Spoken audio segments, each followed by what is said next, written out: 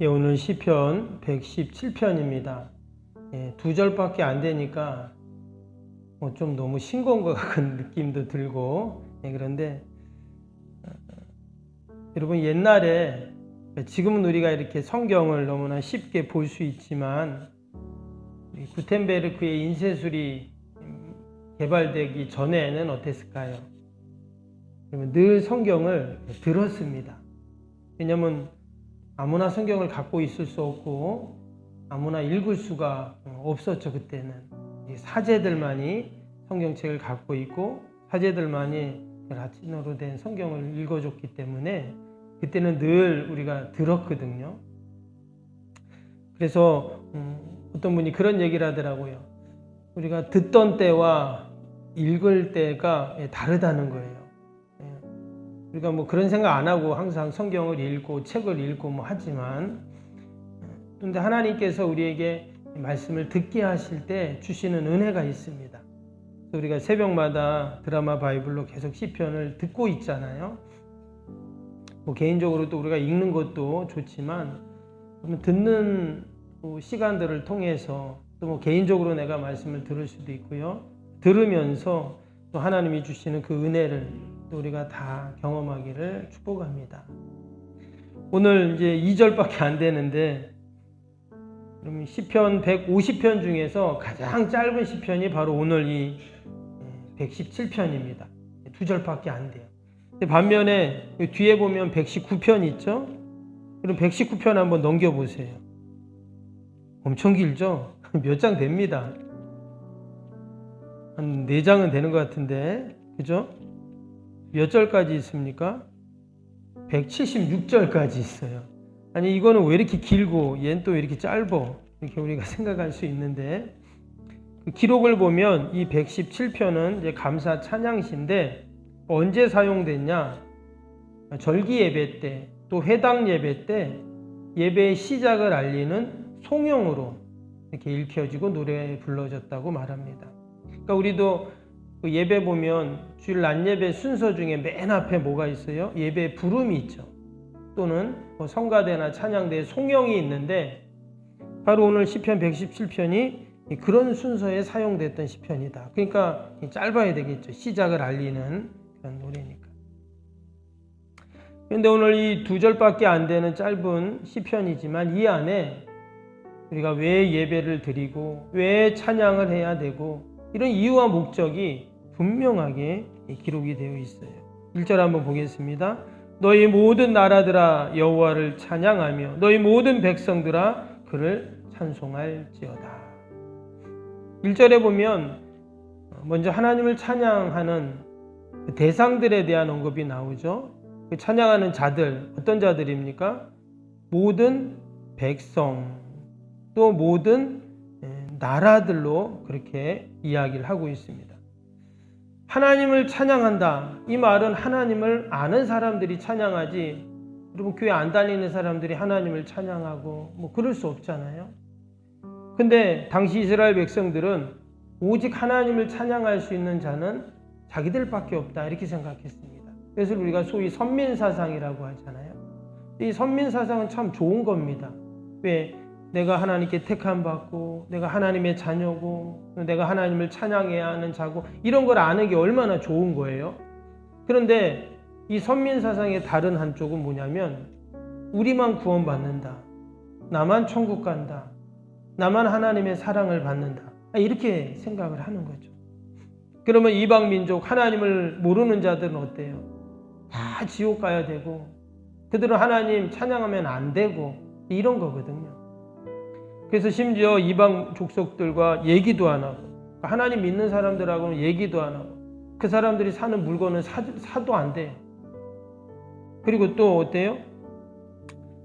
마치 그들을 짐승과 같다 이렇게 이제 생각할 정도였습니다. 근데 이것은 구약뿐만 아니라 신약에 와서도 마찬가지예요. 예수님 당시에도 보면 사람들이 같은 이스라엘 땅이었지만 사마리아 사람들하고는 어떻게 해요?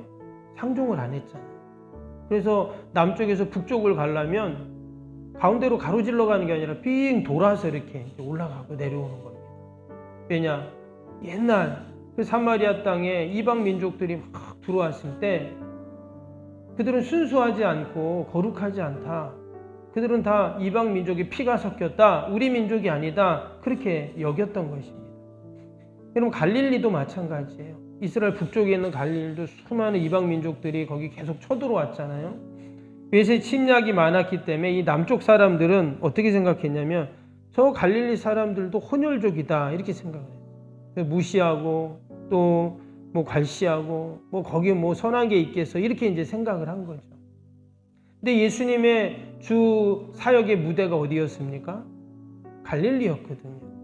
이 말은 예수님께서 소외되고 무시받고 정말 가진 것 없고 별거 아닌 그 사람들을 예수님이 찾아가셔서 그들을 위로하시고 복음으로 풍성하게 해주신 겁니다. 우리도 그렇잖아요. 복음을 전하려면 사람이 많은 곳에 가야 되잖아요. 그러니까 예수님도 어디로 가셔야 되냐? 예루살렘으로 먼저 가셔야 돼요. 근데 예수님은 마지막에 십자가에 달리실 때 예루살렘으로 가시죠. 그 전에 뭐 몇 번 가긴 했지만 그것은 예루살렘에 성전이 있기 때문에 가신 것이고 예수님은 갈릴리로 먼저 가셔서 사역하시고 또 주변의 이방 나라들에 가셔서 사역하시고 사마리아 가셔서 복음을 전하셨던 그 모습을 볼 수가 있습니다. 오늘 117편은 이런 문화와 역사, 종교적인 모든 틀을 깨고 모든 나라, 모든 백성들, 이방인들도 하나님을 찬양하자 이렇게 말한 겁니다. 즉 하나님은 한 지역의 나라의 신이 아니라 모든 열방, 전 우주적인 신 중에 신이심을 선포한 겁니다. 우리는 이것이 너무나 당연하지만 우리는 이것이 놀랍지 않죠. 당연한 일이죠. 그런데 단지 선민사상으로 똘똘 뭉친 이스라엘 백성들에게는 이것은 너무나 이상한 이야기였어요.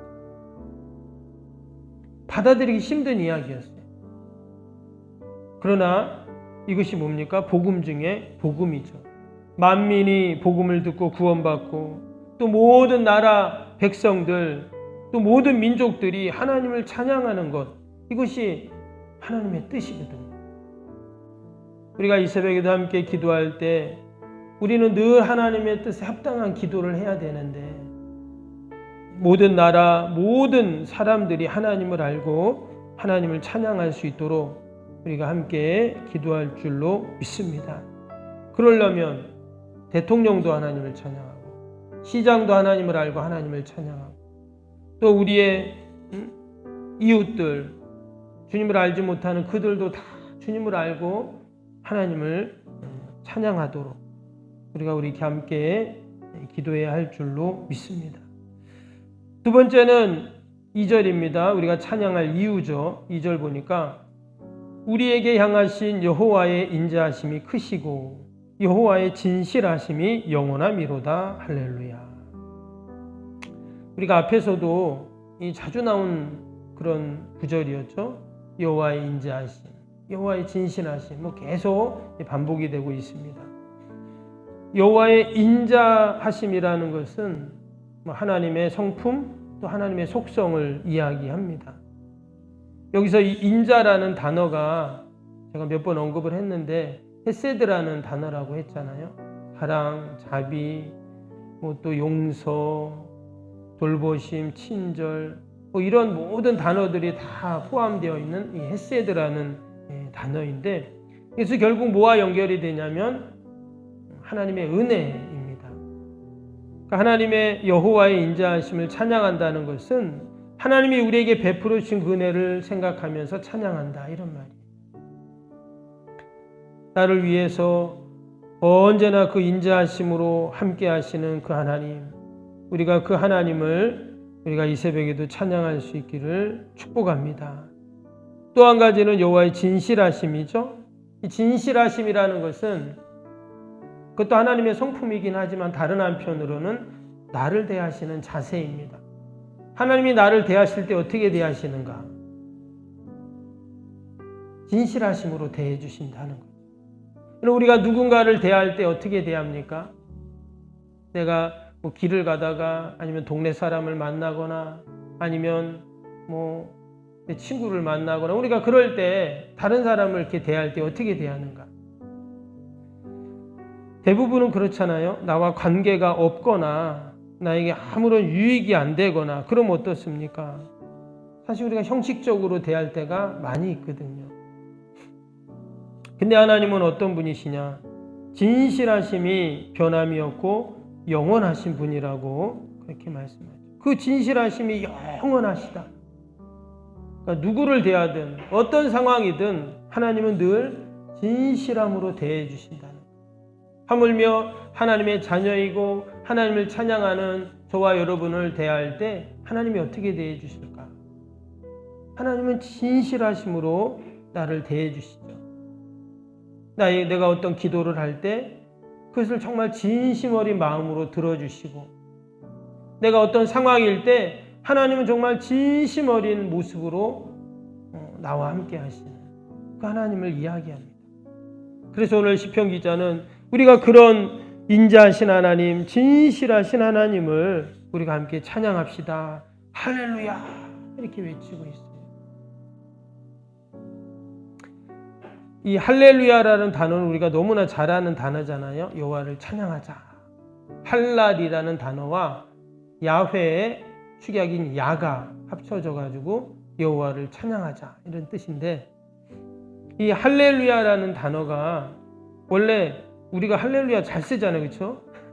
저도 설교하다가 할렐루야 이렇게 찬양하고, 또 우리가 만났을 때도 할렐루야 이렇게 찬양도 하고 그러는데, 지금 시편에 보니까 이 할렐루야라는 단어가 자주 나옵니다. 그렇죠? 어떤 시편은 할렐루야 시편이 있다 그랬잖아요. 할렐루야를 시작해서 할렐루야로 끝나고.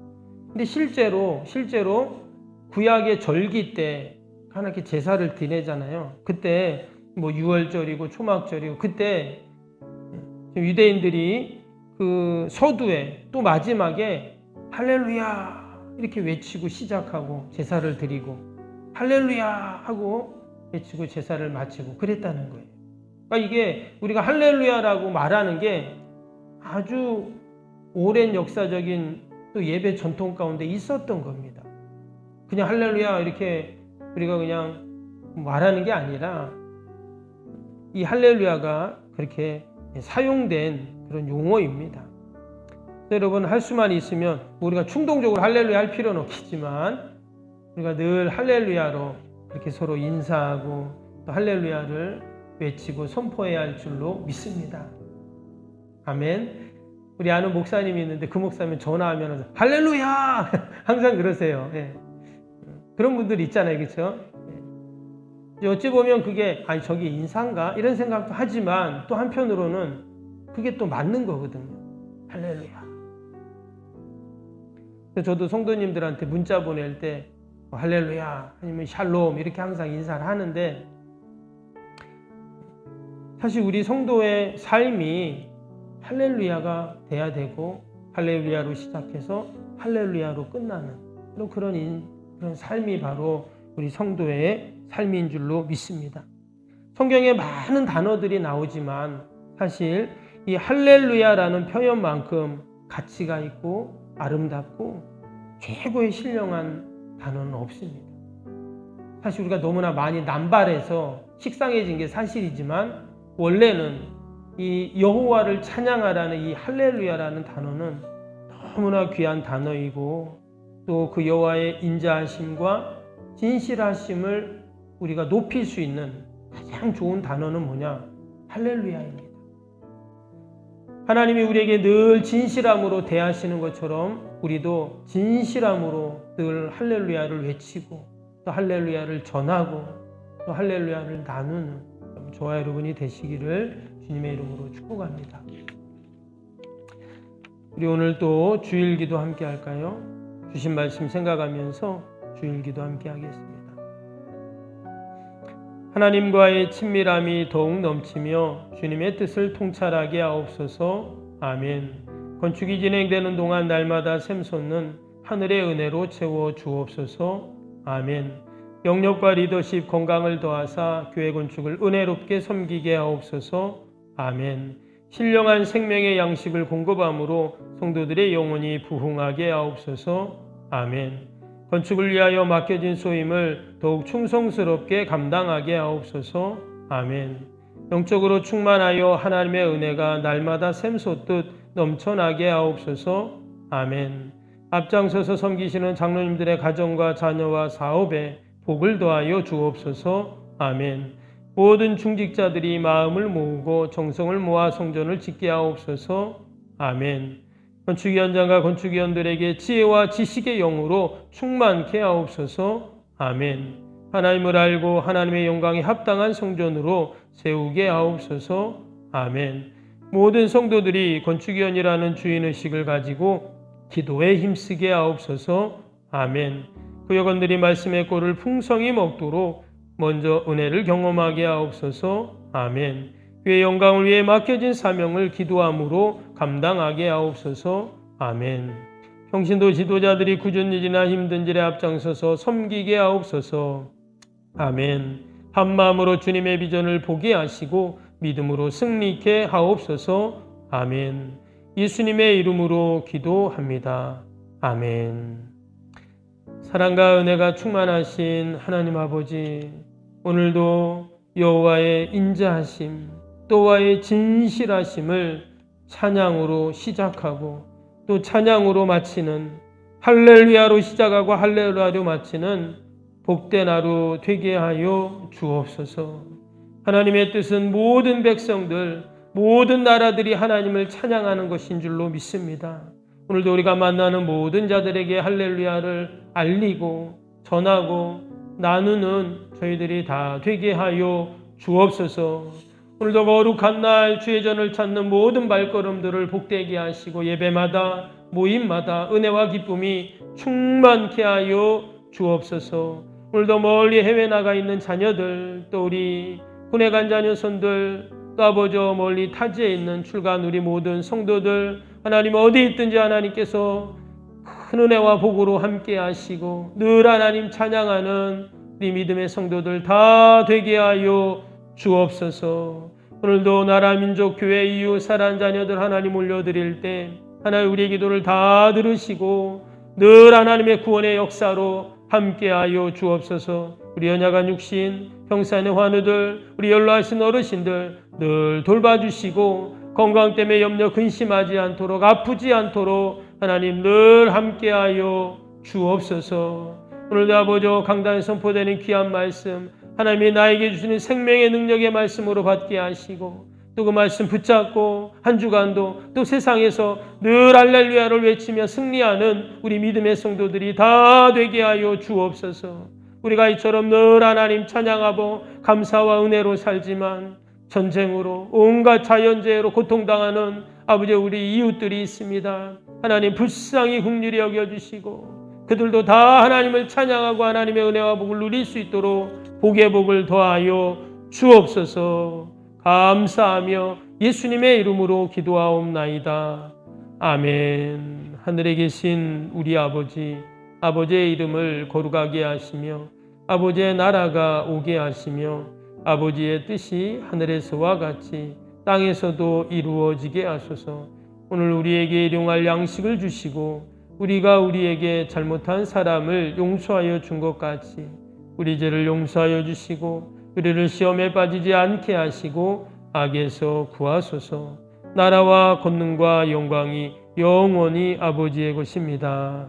아멘.